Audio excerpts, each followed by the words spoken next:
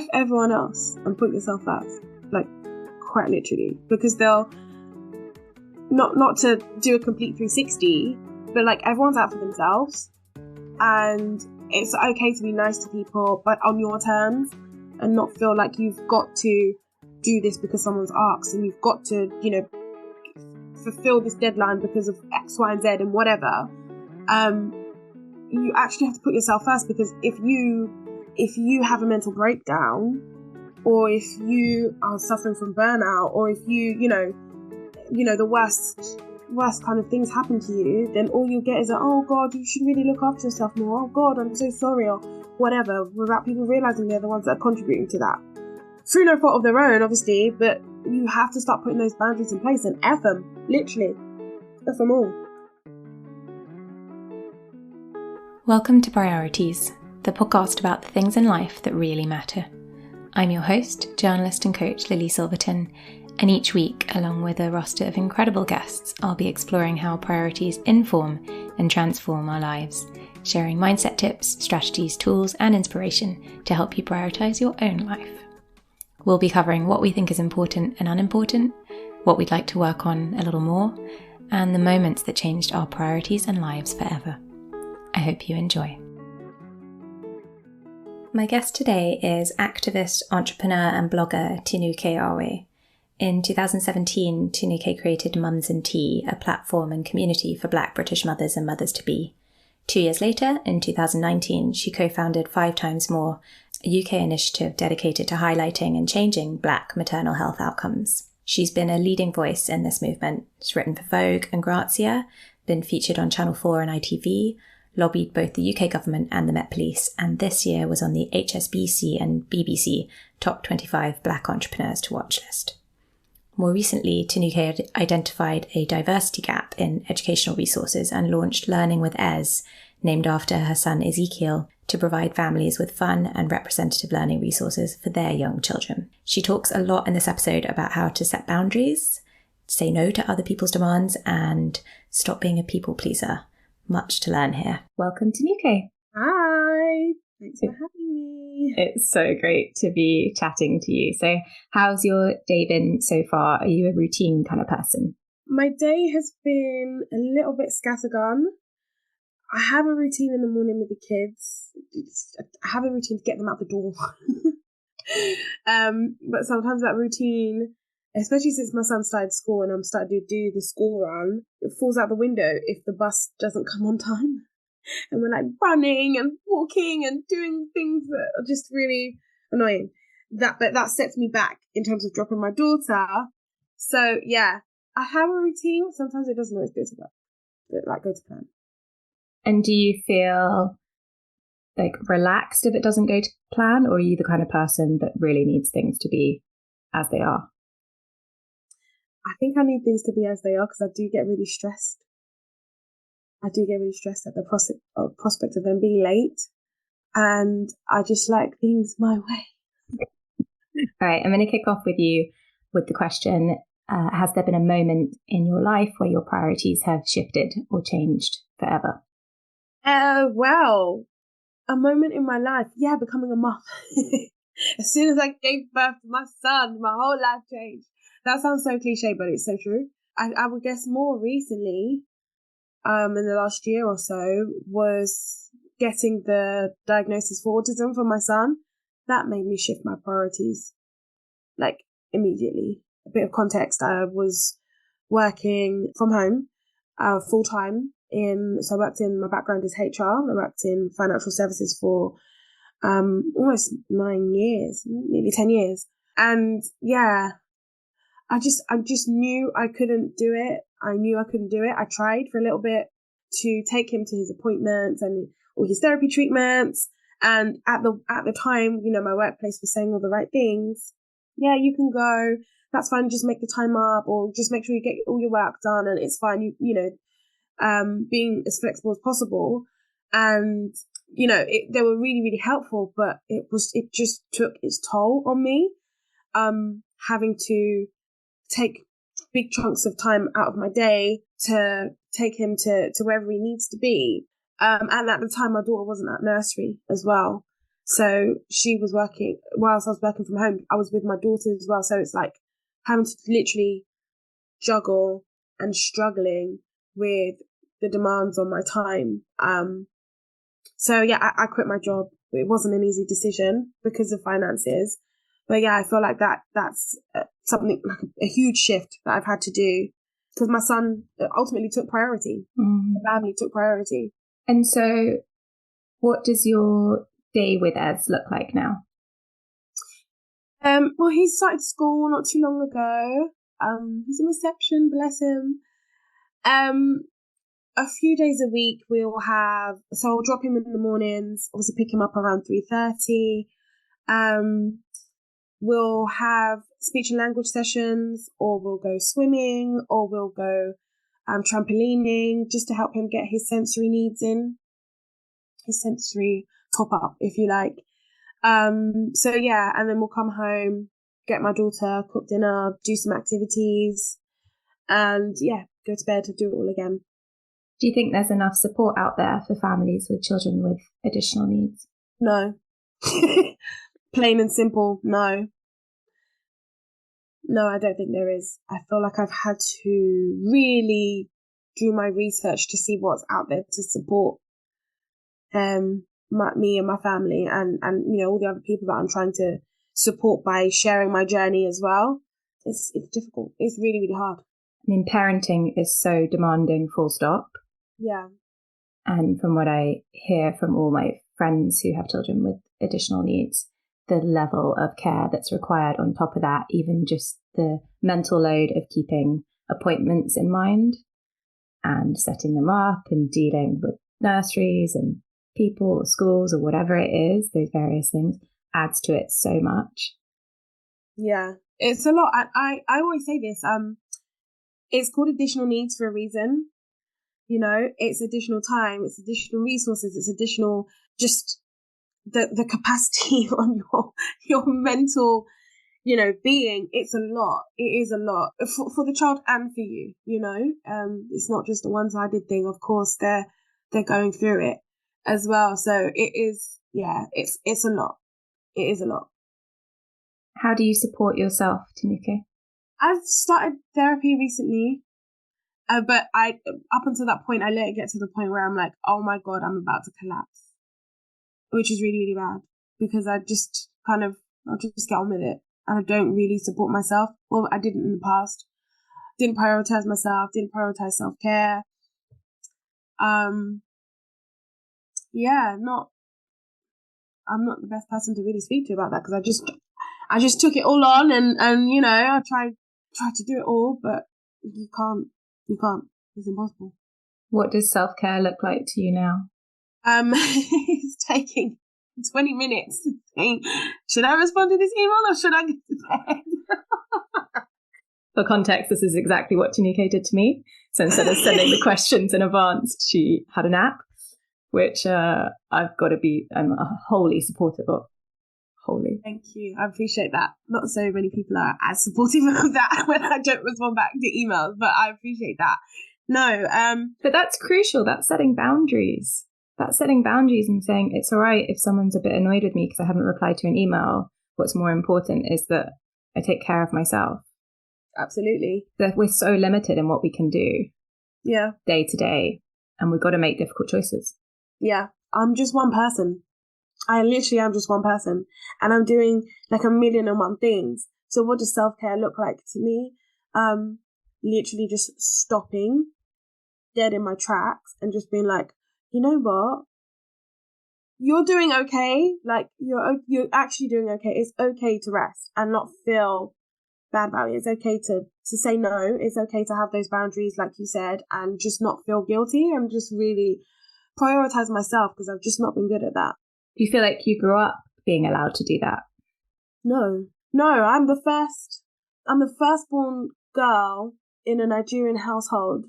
That's, for context, that's just I've never been allowed to do that. You're everything as the firstborn. You do everything, you take on so much, you are expected to do so much, and the pressure is a lot. And so I've kind of taken that as my persona. And over the years, I've seen I'm, just been striving to be this perfect, overachieving person who cares about others and does things for others, because that's kind of how I was raised, looking after my brother, looking after my sister, looking after my mum. And yeah, I've just seen that kind of continue. How does it feel now to let go of that perfection and be all right with disappointing people or putting yourself first? It was weird. Chronic people pleaser, ex-chronic people pleaser over here. So it does feel very weird. It does. I can't lie to you. Sometimes I feel myself kind of just wanting to slip back into my old habits and not wanting to upset people, and, just kind of not really saying how I really feel, because I just don't want to rock the boat, scared of confrontation. I just want everyone to like me. And now I'm just like, F it, I don't really care. Don't really care. I'm going to say how I feel. I'm going to not do what I want and, not be a rebel and whatever, but like really do put in those boundaries and really think about myself first before doing the default, which is care about everyone else, care about everyone else's opinions. I matter, essentially. Do you feel like there's any advice you could give to someone who is a current people pleaser on your journey to becoming an ex people pleaser? F them. F everyone else and put yourself first. Like, quite literally. Because they'll, not to do a complete 360, but like everyone's out for themselves. And it's okay to be nice to people, but on your terms, and not feel like you've got to do this because someone's asked, and you've got to, fulfill this deadline because of X, Y, and Z and whatever. You actually have to put yourself first, because if you have a mental breakdown, or if you are suffering from burnout, or if the worst kind of things happen to you, then all you get is oh God, you should really look after yourself more. Oh God, I'm so sorry, or whatever, without people realizing they're the ones that are contributing to that. Through no fault of their own, obviously, but you have to start putting those boundaries in place and F them, literally. F them all. That's solid advice. And as you say, the more, I guess, available you are, and the more you're looking out for other people, the more they expect you to be that person. Oh, and the more you become that person, and it snowballs. It's like a self-fulfilling prophecy. It's exactly. Like, I'm a nice person, so I'll do nice things, and then more people come and ask for favors, and I can't say no, and then it's just like snowball. Yeah, I'm not too worried about my reputation at the moment, anyways. I am, but I'm not. Like, I think before it was like I do things because I don't. I'm worried about preserving my reputation, but people will see how they want to see you anyway. Yeah, they come with all their own stuff, right? Yeah. Not much you can do about that. Yeah, exactly. I can't remember where I read it or heard it or whatever, but it's like, I'm not responsible for your view of how you see me. I can just do what I can. Let's go back to Ez.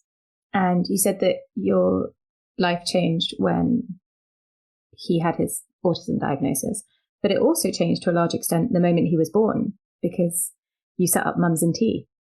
Yes, it definitely changed when I had my son, because I set up Mums and Tea as a safe space to connect with other Black mums. So for context, I live in Southeast London in a very quote unquote urban area, heavily populated with like Black people. But whenever I was going to like stay in plays and soft plays and children's centers and everything, I just was one of the only Black girl, sometimes the only Black woman. And I was like, hold on, what is going on here? Yes, of course, we can connect with other mums because we have that shared sort of experience of being a mum and being a first-time mum, but by way of culture and by way of background and being able to identify with someone who's going through what I'm going through as a Black British woman who is now a mother, that was something I was craving. So the more I did the events, the more, popular it became. And people were like, oh my God, this is amazing. I've never in my life been in a room full of other Black mums, like to this extent, where we're all just having fun and chilling with our babies and making lifelong friends. So yeah, that was, it was brilliant. We obviously pivoted during the campaign, during the pandemic, and we're online now, but hopefully I'll be able to bring those events back. But yeah, my life definitely did change when I had Ezekiel because I set up Mums and Tea. And then tell me about 5 times more. So again, my life did change when I had Ezekiel because I didn't have a very positive experience giving birth to him. And because I was listening to other Black mums, in Mums and Tea, first time mums do get together. Oh my God, how's your labour experience? What happened? Like, was it good? How was it? Good old mothers meeting. I found that a lot of other Black women were just really echoing that really negative experience and poor care and not being listened to and just, left feeling essentially like they weren't important. And I just felt like something needed to be done. I really did. I was like, this is awful. When I heard that Black women were indeed 5 times more likely to die, I was shocked, but I wasn't surprised because of all the negative experiences and stories I was hearing, through running Mums and Tea. So, I joined forces with my colleague, Chloe. She runs Prosperities, which is a maternal wellbeing social enterprise for Black and South Asian mothers. And she, at the time, worked in maternity. So I thought, right, with my big mouth and, running Mums and Tea and your expertise in the field, let's have an event. Let's do an event to raise awareness. That's all it was ever meant to be. It's just like an event like, hey, there were 5 times more. This is really bad. I just wanted to raise awareness so that more people kind of know about it. But we ended up, like, she always says it's a really kind of a good accident. Like, we didn't end up having that event. We actually just built a whole bloody campaign. So yeah, 5 times more came to life in 2019. And talk about what you've done so far through 5 times more. Oh my goodness, where do I start? We started off with our 5 times more selfie and our 5 recommended steps. That was our first ever sort of resource. So just for a bit of context, in 2019, I was pregnant with my daughter, with Eden. And by that point, I was so, because of everything I'd experienced, and because I was just so sick and tired of hearing 5 times more and kind of nothing being done about it, it felt like it was like almost scaremongering, like there's 5 times more, but there's not a target, 5 times more, but what can I do as a pregnant woman, a Black pregnant woman, to minimize that risk? And so, we came up with our 5 times more selfie to ask people to take the selfie with their hands up with a 5 to represent 5 times more, but also 5 things that they can do in terms of self-advocacy. So we launched that in 2019, and then I felt really, like, obviously I was really heavily pregnant by 2020, the beginning of 2020, we put out a petition. And with that petition, we basically, it wasn't the right time to promote the petition. So we knew we wanted a petition, but because everything was kind of getting serious with COVID, and then there were lockdowns and everything else, we just thought, right, and I've about to have a baby. We just thought, right, we'll have the petition there. Obviously, petitions can be open for 6 months. We'll just leave it and come back to it when the time is right. Then George Floyd got murdered, and everyone was rallying around looking for things to support, and our petition got picked up and it went crazy. We had 187,000 signatures by the end of like 2 weeks, I believe. And that was the first kind of milestone for 5 times more, because it meant that Black maternal health was debated in Parliament for the first time ever in its history, even though, this is the statistics have been going on for a long time. This is not new information. So for us, that was really important. That was the first kind of big thing that happened. But yeah, since then, we've given a number of evidence sessions in Parliament, both oral and written evidence. We've done a number of things, training a lot of health professionals, both in South East London and in Birmingham, hoping to roll that out, nationwide. We've had our wallets recently. So our colourful birth wallets, where, you can hold your maternity notes. It's got information about self-advocacy, when to see your midwife, that kind of thing. They've recently been rolled out in South East London hospitals, which is really, really good.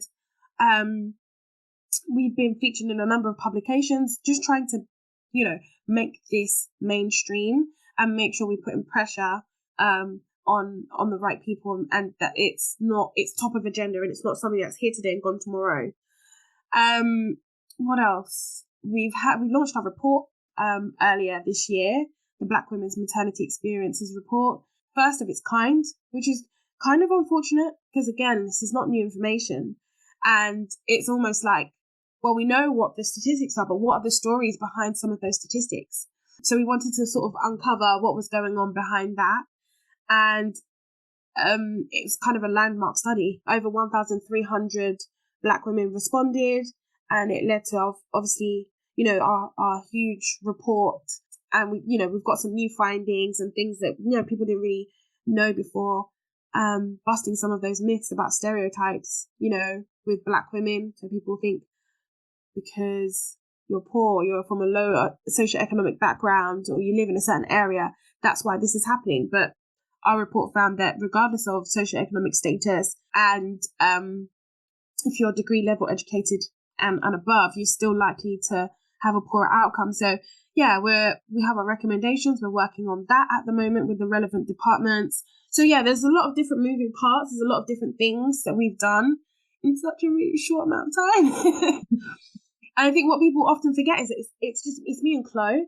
It's literally just the two of us, and we have very young families, and we run other businesses as well. So yeah, it's a lot. Okay, little break in this episode, and I've got a quote for you. Let this be a subtle reminder of the depth and simplicity and the complex but not complicated nature of being. It's kind of natural, right, to overcomplicate things, especially in our modern lives where so much vies for our attention all the time. But just focusing instead on the complexity of being makes everything feel, I guess, more manageable and also beautiful. Maybe it's just semantics or me, but I really like that. The quote is from Heath Way, an Australian artist who I'm clearly a big fan of. I've actually got one of his paintings in my house, and he has a show coming up in London with the Dot Project, a female-founded contemporary art space and also the sponsor for this week's podcast. Heath's show, Come in Good Spirits, opens October 10th in Soho, but the works will also be up on their website, and you can check out the rest of their brilliant artists who are mostly emerging or mid-career, so, ones that you can get in on the ground floor with. Have a look. It's www.thedotproject.com. And there's details there of Heath's show and the opening for that, so maybe see you there.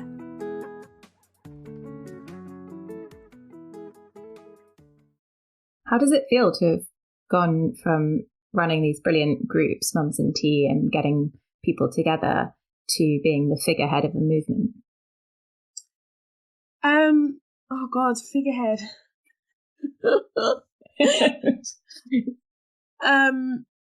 I suppose, you know what, it feels, that's a good question actually, because sometimes, it feels like, God, this is heavy, you're having to relive your trauma all the time. And I personally, I don't mind, because it's kind of like the silver lining to the cloud, that like, yes, I'm sharing my experience. Yes, it's negative.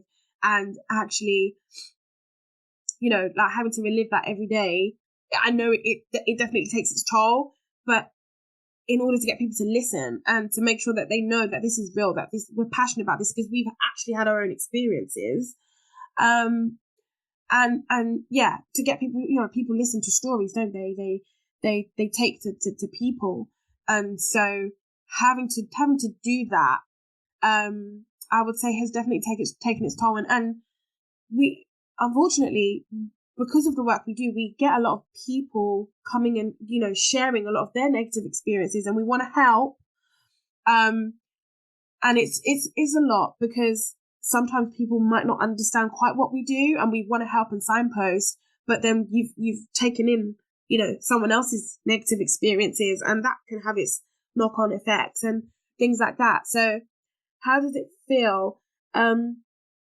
It feels heavy sometimes, it really does, but the work needs to be done, because I don't want, this has been going on for a long time, I don't want my daughter, should she ever choose to give birth, to be campaigning about the same thing one day, so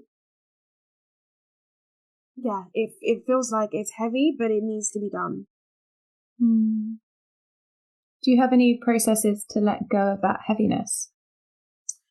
I started therapy recently, and that's been very helpful. That's been very helpful. I didn't realize just how much of it I was taking in and not fully processing, and how that was having a knock-on effect elsewhere. And with talking therapy, you feel more able to let things go. Absolutely. To put them down for a bit. Yeah. Well, you're doing amazing work. Thank you. I think we met at one of the very early events of 5 Times More, right? At the Wing, now defunct. Yeah. Now totally cancelled, the Wing. Now absolutely cancelled. Like, we've literally got nothing to do with them. Out. If anyone's not sure what it was a female private members club, female non-binary private members club that you can look it up and you'll find out why it was cancelled. Yeah. So we've talked about 5 Times More, about Mums in Tea, about Ez, of course. What else is a priority for you? What else is a priority? I would say sharing my journey of raising my Black autistic son. That's a huge priority for me, because the more I share, the more I realize that parents out there, Black parents out there, are really struggling. It's already really tough as it is, but sometimes I get people DMing me being like, thank you for sharing that, about your son. You've given me so much hope. I don't get support from my family, or, I've spoken to some health professionals and I don't believe they're taking me seriously. So your advice to, seek a second opinion or that, it's really helped me. And so that's really important to me, to make sure that people, Black women, Black parents in my community know that they are not alone. It is very, very, very, very hard, but it can be done. So yeah, that's something that's of priority to me, because like I said, there's now this sub community of black mothers, Black parents with children with additional needs. So that you've got that intersectionality of obviously race and disability. There are things like stigma, religion, all the statistics when it comes to Black SEN children. And it's really sad, and it's really, it can put the fear of God in anyone. So I really I just feel very strongly about making sure that I'm sharing that, so that other people can get help. Tinuke, you seem to always move into a space where you empower other people.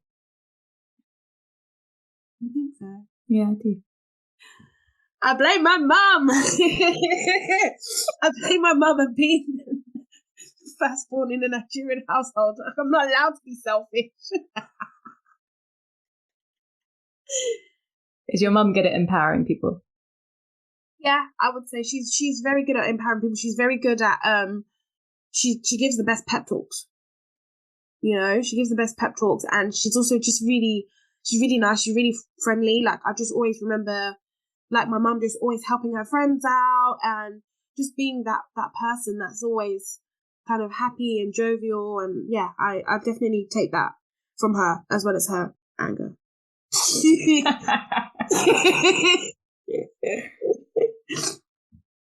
Do you feel like we are lacking that sense of community and supporting our neighbours in our more modern lives? Oh, that's a good question. Yes and no, because I feel like now more than ever, I don't think we've ever been more connected in terms of like social media and just living, in this day and age. Like, look, on Zoom, I guess it would have probably been harder to do this 4 years ago before the pandemic. We'd have to like book a studio and meet face to face, and I don't know where you live, you don't know, like, it would have been difficult. So yes, we are definitely way more connected than before. But in terms of, are we really helping each other? I think that's 50-50.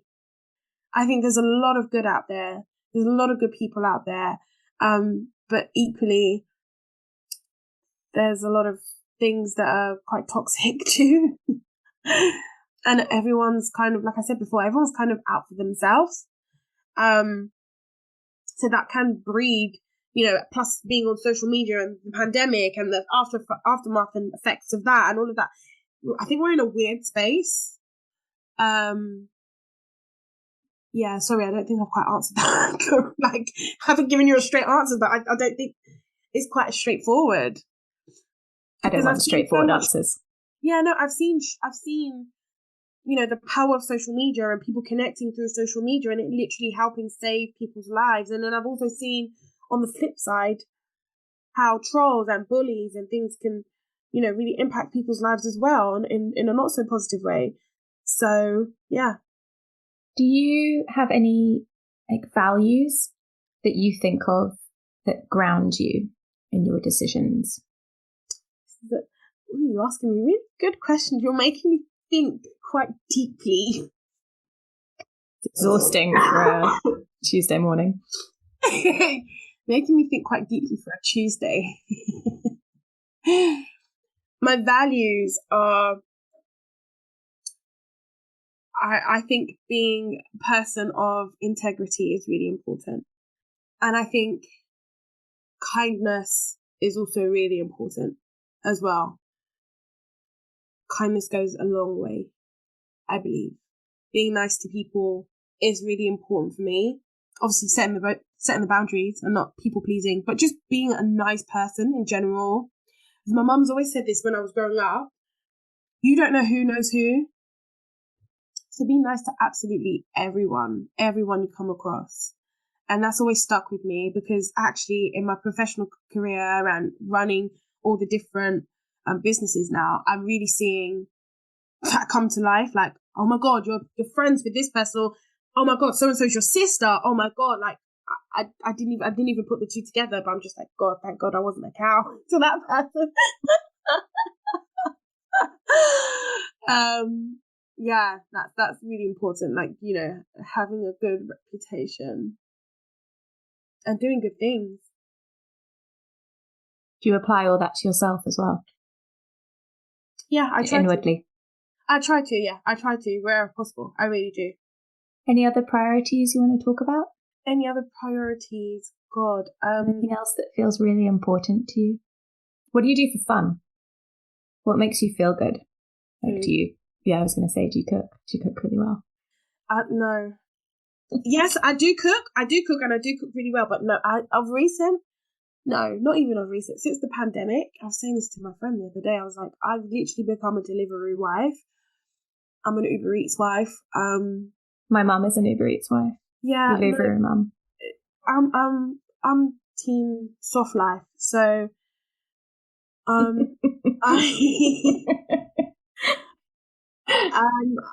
value my time. I value, a lot of things. And I used to love cooking. Don't get me wrong, I'll still cook. But I will see I think the balance has really shifted since the pandemic and lockdowns. Because I'm like, do I have time? Can I be bothered? I'd rather spend my time doing something else. I just don't want to cook. And I really, yeah. So I love going out to eat. That's a very, yeah, I love doing that. Finding new places to eat, eating at my favorite places, anything to do with food, I'm there. That's really smart prioritizing there, though. I think a lot of people try and take on too much, right? It's all about. I'm sorry, it's just all about the food. It's all about the food. That is really, it's really important to me. I should probably not let my mum hear this part about not cooking. She's always getting at me whenever she comes here. She's like, Tinuke, you're not going to cook for your husband. And I'm like, oh God, he can cook for himself when he comes home. No, definitely food. That's one of my hobbies. But in terms of like what are my other priorities, I guess it's trying to get the quote unquote balance right. So obviously I quit my job last year to focus on my family and ultimately to, be as present as possible for them, but also build up the businesses. But working for yourself can be really just 24/7 non-stop. So I think it's sorry, I'm TikTok obsessed. I love TikTok. But there was like a trending sound not too long ago where it was like, I quit my job working 9 to 5 so I can work 24 hours a day. And I was like, yeah, that sounds about right. Because you have to be proactive. Obviously, in a job, you have to be proactive. You have to do what you need to do, whatever. But you know that even if you did bare minimum, you're still getting your paycheck at the end of the day. That's the security of having your own, having a job. You don't necessarily get that when you're self-employed. And so what I thought would be, I can be flexible and I can be, but there'll be a cost of that somewhere else, Yeah, like I can take the 20-minute nap, but I'm going to have to at some point respond to your email, But yeah, I guess it works for me in this season right now because I'm able to be flexible for Ezekiel and, and all the things that he needs to do and my daughter and, my husband. I'm able to be there and be present. Apart from October's really busy. So yeah, I need a little bit of help when it comes to October and like childcare and things like that. But outside of that, yeah, I'm pretty flexible. And I can, carve my own path as such. But it does mean I do have to get that balance right. So yeah, that's a priority for me. So I think I've become super obsessed with like productivity and like making sure I'm getting the most out of my time and my day. And, I've got an Apple Watch, so I'm not scrolling on my phone as much. So I can literally see notifications as they come in. Is this important? Do I need to action it right away? Or can I save that for later? That my Apple Watch has really helped me do that. I always scream about it. Like, not only is it good for like fitness and like, encourages me like to stand up and go for a bloody walk because you can sit at your desk all day. It's been useful in helping me reduce like a lot of unnecessary screen time because, sometimes you get a notification and then you hop onto another app and you find yourself scrolling endlessly for like half an hour and I'm like, oh my God, I could have sent like 10 emails. So yeah, I'm slowly finding that balance. But just being easy on myself at the same time. That's just crucial.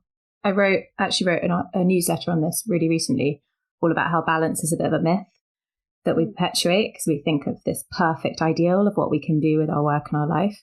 And that's absolute bullshit. That's really unhelpful because then we get stressed because we're always failing at it. Yeah. We're never quite there, right? Especially if you're a parent on top of that. Yeah. So as you say, seeking, general bits of balance, but being really flexible about, when you need to take a nap or when you need to be more productive or knowing that October is going to be a really busy month. And so maybe November you can build in some structures where you have a lot less to do and a lot more time just to chill. Yeah. Take those naps. Yeah, exactly. Take my 20 minutes. Yeah, literally took the words out of my mouth. Take that 20-minute nap. What's something that you don't prioritize? What's something that you couldn't care less about? What don't I prioritize? I would say I don't prioritize the weight of other people's opinions about me anymore. Yes. And how did you get to that place? It's a huge weight. I can't lie. It's a huge weight. Again, being that, wanting everyone to like me, wanting, just to be that likable person and not wanting to upset anyone. That heavily comes from, I really care about what people think. F them. I feel like a broken record. F them, honestly. Like, you're not there when I'm at my deepest, darkest. So you don't even deserve to be there, like, full stop at all whatsoever. Like, it's just me and my thoughts in my bed at night. Like, why am I worried about what you're thinking somewhere over there? You're probably not even thinking it, but, why am I so bogged down about what other people think of me? Again, still be nice, still be, cordial, still do whatever you need to do. But, I just haven't let that really affect me, anymore. I read something recently, which was, I'm going to botch this, obviously I'm not going to get it quite right, but something like, don't care about the people that don't really, really, really care and love you, care about you. Yeah, absolutely. Whose opinion am I really most like? Who do I care about? Like, someone on social media who probably doesn't even follow me compared to like my friends and my family who know me and my core beliefs and who I am and have been there since the beginning and are there to support me no matter what. It's a no-brainer. But obviously when you're building a brand, when you're trying to build a business, when you do care about the followers and those vanity kind of metrics and those other things, but ultimately they don't matter. They do, but they don't. And it's, again, just knowing where to draw those boundaries and knowing what's real life. What is social media and what can stay on social media and what can permeate into your real life. And can take up brain space. Yeah. All right. Finally, what's an area that you would like to prioritize more? An area I'd like to prioritize more is probably more self-care, more time for myself to just like do the things I love. It's obviously I have to plan a lot around that because there's childcare and being a parent and running business and stuff. But like being so organized and so structured that doesn't even matter. That for me is something I really do need to prioritize, because I don't feel like I do it enough. Like I only realized it like when I went on holiday for my 6-year anniversary a couple of months ago, that I was like, wow, I really needed this break. I really, really needed this break. And I did not realize just how much I'm in front of the screen. I'm reading, I'm researching, I'm doing a million and one things all the time. And just to rest and be in a place like, of just nothing on my brain was so beautiful. It was lovely. Obviously, it was nice to have my husband there as well. But just being able to spend that time with my loved ones more. So I did like that, actually. Like, I feel like I need to definitely prioritize more self-care, more holidays, just more time for myself without, just the weight of everything else that I'm doing. What can you do today or tomorrow or this week to make that happen? What can I do today? Make more money. Send all those emails, make money so I can actually go away. maybe a bit bored. What small habit could you build in? Just being more intentional about being present. That's important. I could definitely be a lot more present.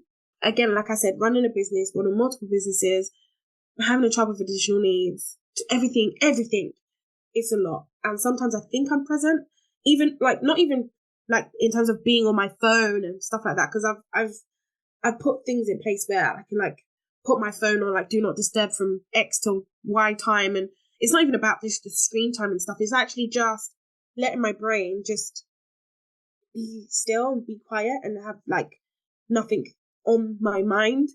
I feel like I've always got 150 tabs open in my brain, and that like I'm always thinking about something or trying to action something in my brain, trying to add to my virtual, to-do list and stuff. So yeah, I think where I can find a little slice of like being on holiday.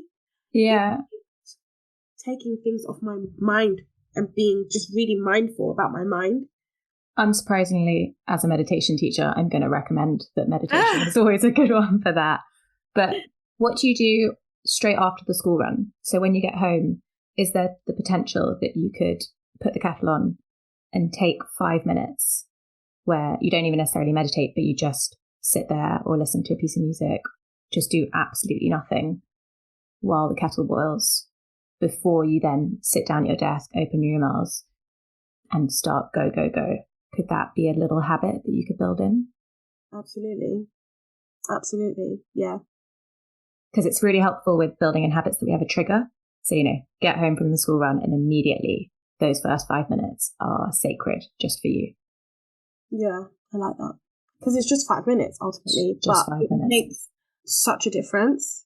Like it actually really does. Again, they should probably sponsor me for this. But my Apple Watch, I've got little periods where it reminds me to literally just take a deep breath, and it'll like send to me and like it'll tell me when to breathe in, breathe out, and I can just kind of have a moment to just just breathe.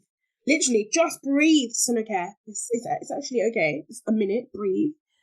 So yeah, I'm grateful for that. But that automatic thing where come in, take 5 minutes, have a hot cup of tea. It's getting really cold now. So, love that idea, actually.